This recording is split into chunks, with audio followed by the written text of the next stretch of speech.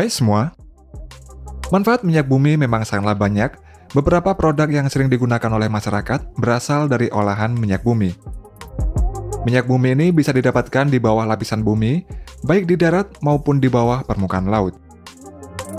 Penggalian minyak bumi ini kebanyakan membutuhkan berbagai macam alat berat.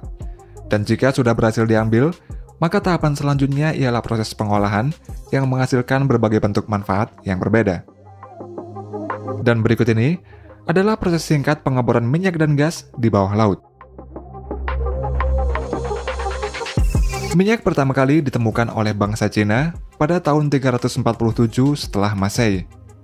Dengan bermodalkan bambu, mereka ini mampu mengebor hingga kedalaman lebih dari 243 meter dan mendapatkan minyak untuk pertama kalinya. Sedangkan di benua Amerika, berhasil membangun pengeboran migas pertama di Ontario, Kanada pada tahun 1858. Kemudian pada tahun 1920 sampai 1940, perkembangan dunia migas mengalami kemajuan pesat, yaitu dimulainya pengeboran offshore atau lepas pantai. Dan pada tahun 1981, pertama kalinya sumur migas offshore dibor dengan bentuk horizontal dan berkembang terus sampai saat ini. Minyak bumi dihasilkan dari matinya hewan dan tumbuhan yang terkubur di lapisan pasir dan bebatuan. Setelah terjadi penguraian, minyak bumi bergerak lewat batuan berpori, kemudian terakumulasi di lapisan batuan keras hingga menjadi sumber minyak bumi. Dalam mencari lokasi minyak bumi dan gas alam, banyak cara yang bisa digunakan. Cara-cara tersebut antara lain dengan melihat bebatuan yang tersingkap di permukaan bumi, yakni dengan membuat peta geologi dan mengekstrapolasi permukaan bebatuan tersebut. Dengan cara tersebut dapat diketahui kondisi struktur dan susunan batu yang berada di lapisan bawah permukaan batuan itu. Seiring berkembangnya zaman, cara yang sering digunakan dalam mencari minyak bumi dan gas alam adalah melalui survei seismik, yaitu dengan menggunakan bantuan gelombang seismik. Survei seismik dapat dilakukan dengan dua cara, yaitu survei seismik di darat dan survei seismik di lautan. Untuk proses survei seismik di daratan, bisa menggunakan bantuan vibrosis truk ke lokasi yang telah ditentukan. Seperti beberapa waktu yang lalu, kendaraan dengan bobot mencapai 27 ton ini terlihat melintasi beberapa jalan di kawasan Indonesia. Untuk cara kerja dari vibrator truk ini adalah dengan menembakkan gelombang seismik ke dalam tanah, dan biasanya terdapat 3 vibrator truk atau lebih dalam proses penembakan gelombang seismik tersebut. Gelombang seismik tersebut kemudian dipantulkan kembali sesuai dengan lapisan tanah yang dilaluinya, dan pantulan gelombang tersebut berjalan pada kecepatan yang berbeda, tergantung pada jenis atau kepadatan lapisan batuan yang dilaluinya. Di atas tanah, pantulan gelombang seismik ini ditangkap oleh geopon. Geopon ini ditancapkan ke dalam tanah sedalam 30 cm secara manual, yang terhubung satu sama lain dengan kabel yang jumlahnya sangat banyak. Kemudian data dari geopon tersebut ditransmisikan ke recording track untuk direkam. Dari hasil seismik ini, data jenis dan lapisan batuan akan diolah dan dianalisa untuk mengetahui keberadaan minyak bumi dan gas alam di dalamnya. Sedangkan untuk survei seismik di lautan, pada prinsipnya ini hampir mirip dengan survei seismik di daratan. Namun untuk di lautan, survei seismik dilakukan dengan menggunakan kapal seismik khusus. Untuk prosesnya, gelombang seismik ditembakkan ke dasar laut melalui alat yang dipasang di belakang kapal seismik. Pantulan dari gelombang seismik ini kemudian diterima dan direkam oleh receiver yang bernama seismic streamer. Seismic streamer ini dipasang di belakang kapal seismik yang di dalamnya berisi hidrofon. Data dari streamer ini kemudian dianalisa oleh para ahli geologi menjadi data 2 dimensi dan 3 dimensi untuk mengetahui keberadaan lokasi migas. Salah satu kapal tercanggih untuk survei seismik di lautan adalah kapal bernama Renform Hyperion yang dibuat oleh perusahaan yang bernama PGS yang berasal dari Norwegia. Kapal seismik ini dirancang untuk dapat bekerja pada kondisi yang paling ekstrim sekalipun, kemudian memiliki kapasitas untuk menarik streamer lebih banyak dibandingkan kapal seismik lainnya.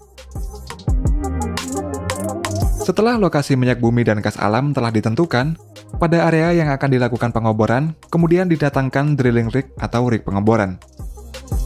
Untuk rig di darat memiliki bentuk yang berbeda dengan rig di laut, namun memiliki prinsip kerja yang sama, yakni untuk menarik serta untuk menurunkan pipa pengeboran ke dalam sumur migas. Untuk di lautan, rig pengeboran bisa berupa drilling ship, submersible rig, jack-up rig, dan masih banyak lagi. Proses pertama dalam pengeboran migas yaitu spud in, yakni dengan menancapkan casing atau tabung besi ke dasar lautan menggunakan drill pipe. Setelah casing tertancap, pada kedalaman yang telah ditentukan, drill pipe kemudian dilepaskan. Setelah itu, drill bit akan dimasukkan ke dalam casing tersebut. Drill bit kemudian mulai menggali ke dasar laut. Drill bit ini terhubung dengan drill pipe, dan ketika drill bit ini sedang menggali, mud atau lumpur dipompa ke bawah melalui nozzle pada drill bit. Lumpur ini kemudian balik ke atas melalui lubang antara drill bit dengan lubang yang digalinya. Dan mud ini berfungsi untuk mengangkat serpihan-serpihan material hasil pengeboran. Selain itu, mud ini juga berfungsi sebagai pelumas drill bit agar tetap dingin, serta menjaga tekanan di dalam dan di luar sumur pengeboran. Setelah mencapai kedalaman tertentu, drill bit kemudian diangkat ke atas, lalu casing berukuran lebih kecil dimasukkan ke dalam sumur pengeboran. Selanjutnya, semen dipompa ke dalam drill pipe, dan semen ini kemudian balik ke atas melalui celah pada casing, dan proses ini dilakukan berulang-ulang sampai kedalaman yang telah ditentukan. Semen yang dimasukkan itu berfungsi agar struktur sumur pengeboran ini kuat dan tidak mudah runtuh saat dilanjutkan untuk pengeboran kembali. Dan semakin dalam pengeboran, maka tekanan di dalam bumi juga semakin tinggi. Untuk itulah sebuah blowout preventer atau disebut juga dengan BOP dipasang di atas kepala sumur. BOP merupakan sebuah struktur yang terdiri dari katup-katup besar yang berfungsi untuk mengontrol dan memantau sumur dari semburan minyak mentah atau gas alam yang tidak terkendali. Pada BOP ini terdapat pipa yang disebut dengan riser. Riser ini menghubungkan antara rig dan sumur melalui BOP. Setelah BOP terpasang, proses pengeboran dilanjutkan kembali dengan memasukkan drill bit ke dalam sumur melalui pipa riser. Pada saat pengeboran migas, arah pengeboran tidak selamanya vertikal. Terkadang pengeboran horizontal perlu dilakukan jika reservoir migas berbentuk tipis tetapi luas. Pada kedalaman tertentu, sudut pengeboran akan berbelok pada titik kick-off point, lalu mengarah ke lokasi lain. Sehingga pengeboran yang dilakukan ini akan membentuk seperti sebuah kurva melengkung, dan pengeboran horizontal ini dapat berlanjut hingga kedalaman 1.500 sampai 3.000 meter. Ketika sudah mencapai kedalaman pengeboran yang telah ditentukan, sebuah alat pengukur dimasukkan ke dalam sumur tersebut untuk mendeteksi keberadaan migas. Setelah pengeboran selesai, maka sumur perlu dipersiapkan untuk diproduksikan atau disebut juga dengan well completion. Berdasarkan lapisan batuan dan kondisi reservoir, terdapat beberapa jenis well completion, diantaranya adalah open hole completion dan perforated completion. Pada open hole, casing dipasang hanya sampai puncak formasi produktif, dengan demikian aliran minyak dan gas dapat langsung masuk ke dalam sumur tanpa halangan. Sedangkan pada perforated completion, casing ditutup dengan semen dan dilanjutkan untuk proses perforasi. Perforasi adalah proses melubangi lapisan semen sumur untuk membuka jalur minyak bumi dan gas alam dari reservoir menuju ke jalur produksi. Untuk prosesnya, perforating gun akan dimasukkan ke dalam casing, dan perforating gun tersebut kemudian ditembakkan secara elektrik untuk melubangi sumur pengeboran. Sehingga minyak bumi dan gas alam yang terjebak akan keluar dari reservoir menuju ke sumur pengeboran. Kemudian di atas sumur pengeboran dipasang Christmas tree, yaitu rangkaian katup-katup pada kepala sumur yang berfungsi untuk mengendalikan tekanan di dalam sumur dan kecepatan aliran fluida ke permukaan tanah. Dan setelah itu minyak bumi dan gas alam yang keluar dari sumur pengeboran akan dialirkan menuju jaringan pipa untuk proses pengolahan selanjutnya.